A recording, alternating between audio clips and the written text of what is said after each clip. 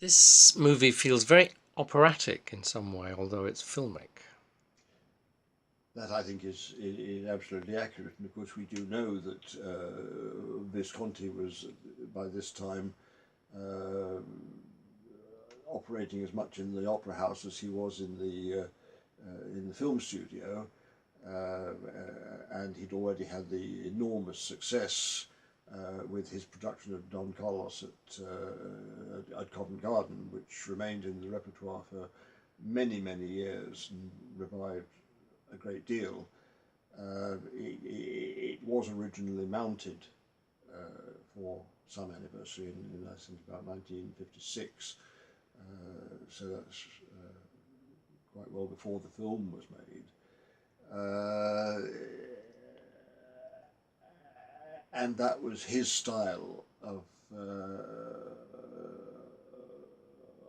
operatic production, and I think it came to be what people expected him to do. It also seems to have been what he wanted to do, because it's in fairly stark contrast to the social realism of his early films like Ossessione, which is an Italian version of the Postman Always Rings Twice. But he was, from the time of Senso onwards, which was fairly soon after the end of the war, 1953, I think, um,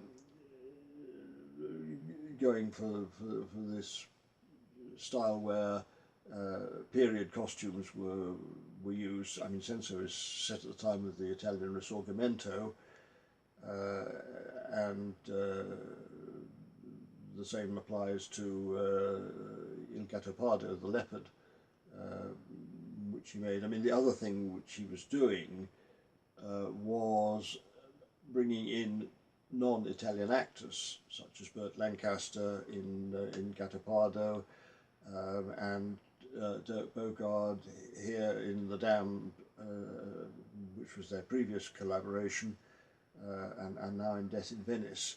Um, Obviously partly for commercial reasons, that it gave an entree to other markets, but I think also because he wanted it not to be a provincial Italian film, but something which could be marketed universally, which for the budgets that he was using he probably needed.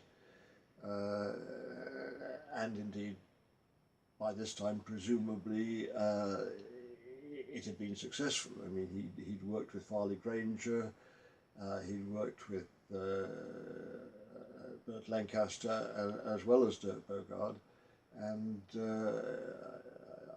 I think the films did get wider distribution uh, because he was using these known names.